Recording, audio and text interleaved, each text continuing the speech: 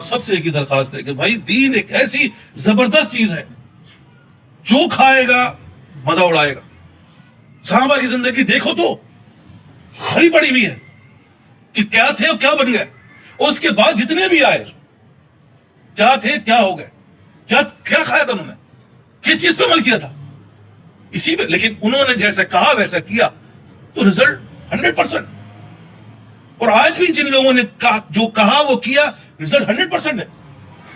اور اگر خرابی ہے تو ہمارے اندر, دیکھیں بار بار کہہ رہا ہوں, اس خرابی کو دور کرنا ہے. اور یہی کرنے کے لیے ہم اور آپ یہاں پہ بیٹھے ہیں. یہاں کوئی لفاظی نہیں ہو رہی, یہاں کوئی تقریر نہیں کر رہا ہوں میں, بلکہ اس بات کا احساس خود کو بھی دلا رہا ہوں اور آپ کو بھی دلا. بھائی کرنا کیا ہے, اور اتنے کھا رہے ہو, اتنی نمازیں, اتنی عبادت, ہو کیا رہا ہے؟ کس بات کی فکر پیدا ہوئی؟ کچھ بھی نہیں. بلکہ میں نے کہا نا کوئی احساس ہی نہیں. اور احساس ہوتا ہے تو وہ تھا احساس جو ایک صرف تکبیر اولیٰ رہ جاتی تھی تو کئی دن تک روتے رہتے تھے. اور آج ہمارے کسی چیز کا احساس نہیں. یہ تو میں بہت بڑی کی بات کر رہا ہوں, ورنہ ہمیں کسی بھی چیز کا احساس نہیں. ہماری سوچ اور فکر صبح سے لے کر رات تک میں آپ سے عرض کر رہا ہوں, بہت ہی دل سوچ سے عرض کر رہا ہوں کہ بھائی کر کیا رہے. اور کرنا بہت آسان نسخہ ہے, کوئی بھی مشکل ہے. میں نے کہا نا صرف 3 چیز کو اپنا لو, خدا کی قسم کامیاب. 3 چیز کو اپنا لو. سب سے پہلے کیا, اللہ سے مانگو, کیونکہ اللہ کی توفیق کے بغیر کچھ بھی نہیں ہوتا. یہ وہ حقیقت ہے جس کو سب سے پہلے سمجھنا ہے کہ دینے, اللہ کہتا مجھ سے مانگو, بغیر مانگے یہ چیز میں نہیں دیتا کسی کو, خاص کر کے دنیا تو دے دیتا ہوں, لیکن یہ اتنی بڑی دولت ہے یہ بغیر مانگے نہیں دوں گا. سب سے پہلے مانگو. 2 رکعت نماز نفل. ہمارے بزرگوں نے دور حاضر کے عارف باللہوں نے معاملات کو آسان کر دی. 2 رکعت نماز نفل ہے. یا اللہ میں آیا ہوں دنیا میں اس یہی غرض ہے, یا اللہ میری حاجت یہی ہے تیری بندگی کو.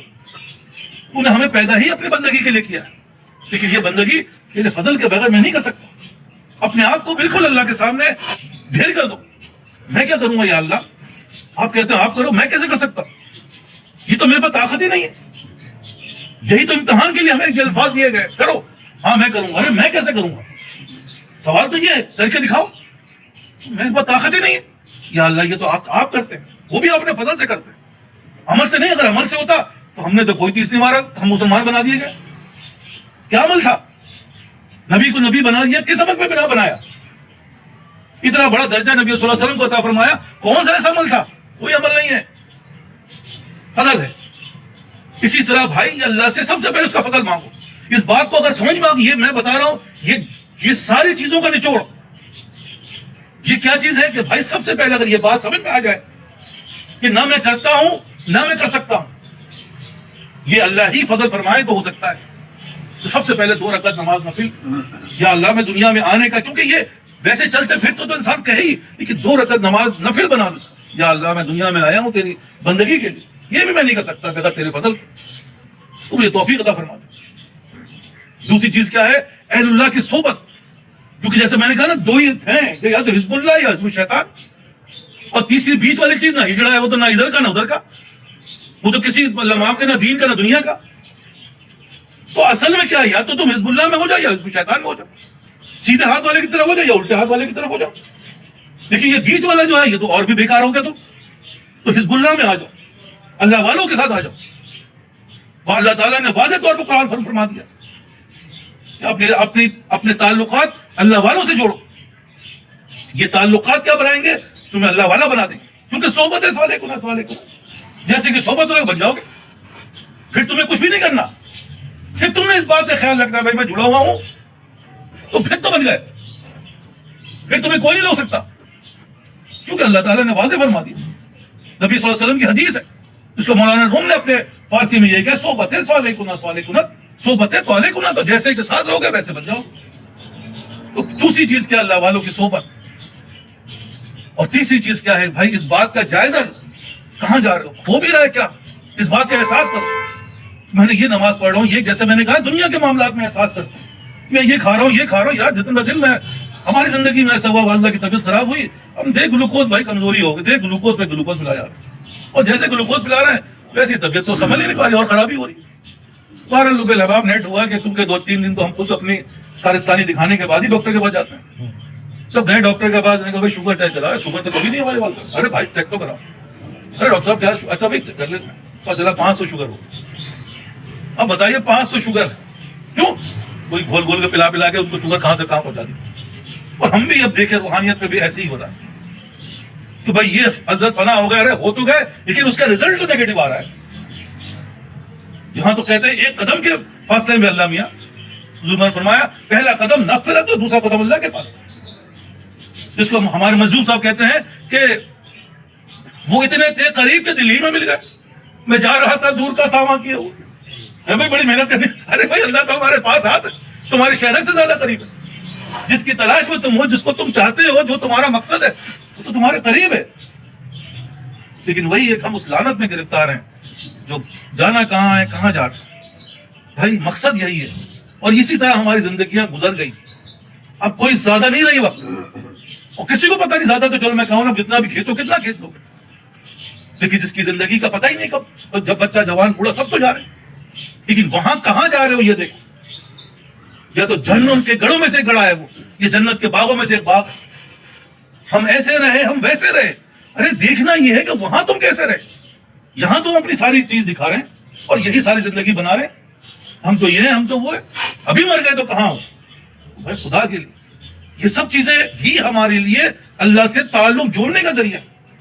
خدا کے لیے اس کو, دنیا کو تم اللہ سے الگ مت کرنا. یہ اللہ سے الگ نہیں ہے, کیونکہ دنیا میں آیا ہے وہی جائے گا جنت میں. یہ ذریعہ ہے, اور یہی زندگی کا ہم نے محور دیکھا. طبیعت میں آیا حضرت والی صاحب اب تو میں زمین پہ سوؤں گا, اور جو ہے وہ زمین پہ سونا جو ہے وہ ہے دنیا بھر کے جیسے, کیونکہ اللہ والے بچا لیتے. انہوں نے کہا بیٹا ایسا جاؤ, بستر پہ سونا سے اٹھنا زیادہ مشکل ہے یہ زمین پہ. گرم بستر کو چھوڑنا زیادہ مشکل ہے سردی میں, یا ٹھنڈے زمین کو, گرم زمین کو, بستر کو چھوڑنا مشکل ہے. بھائی اصل مقصد کیا مجاہدہ تو یہ ہے. تم تو آسانی کی طرف جا رہے ہو, یہ کر کے دکھاؤ تو تمہارے درجات دیکھو کیسے بلند ہوتے ہیں, تمہاری سوچ کیسی بدل تبدیل ہوتی ہے. یہ تو بہت آسان ہے کہ کپڑے اتار دیے جائے بالکل ہی, اللہ معاف کرے. کہاں کس نے کہا یہ؟ اس حال میں رہتے ہوئے اللہ کو اپنے دل میں بساؤ, اللہ کے حکم کے مطابق زندگی گزارو, اپنی ہر چیز کو وضع قطع, لباس پوشاک سنت کے مطابق بناؤ. یہ ہو گئی تو سمجھو کامیاب ہو گئے. یہ نہیں ہوئی, میں نے آپ سے عرض کیا, یہ تو قبر میں جانے, کیونکہ نظر تو کچھ بھی نہیں آ رہا, نظر تو مرنے کے بعد ہی آئے گا. لیکن جیسے میں نے عرض کیا کہ بھائی کسوٹی بتا دی گئی. دیکھو تمہاری سوچ فکر ایسی ہو جائے گی, جب تمہاری سوچ فکر ایسی ہو گئی سمجھو تم کامیاب, ورنہ کچھ بھی نہیں ہونا. جس کو تم کامیابی سمجھ رہے ہو سکتا ہے تم کوئی دولت کے پیچھے بھاگ رہے, دولت آ جائے لیکن پریشانی لائے گی تمہاری. تم دولت کو سوچ رہے کہ میرے لیے آسانی نہیں ہوتی. لاکھوں روپے خرچ کر کے اپنے صبح سے لے کر رات تک ڈاکٹروں کے پیچھے جسم کٹوا رہے ہیں. یہاں نہیں کٹ رہا تو لندن, جاپان, امریکہ جائے کٹوا رہے ہیں. وہ پیسہ ہی تو لے کے جا رہے ہیں. یہ پیسے نے تو اللہ معاف کرے عذاب بنا دی. جس اولاد کے پیچھے تم کر رہے ہو وہی اولاد تمہاری نافرمان ہوگی, وہی تمہیں جوتے مارے گی. اور وہی تمہیں کہنا اگر نیک اولاد ہوگی پھل جو تم نے اعمال اچھے کیے. اکثر دیکھنے میں گیا ہے کہ ماں باپ تو اتنی زیادہ بڑی مشکل سے قسم پوچھ زندگی گزاری, اولاد نے ماشاءاللہ اللہ تعالیٰ نے اس کی اولاد ماں باپ کی کھیتی ہے, اس کے لیے آسانی کا باعث بن گئے, اس کے لیے رحمت کا باعث بن گئے. ورنہ لوگوں نے اپنے اولادوں کے لیے لاکھوں روپے خرچ کیے.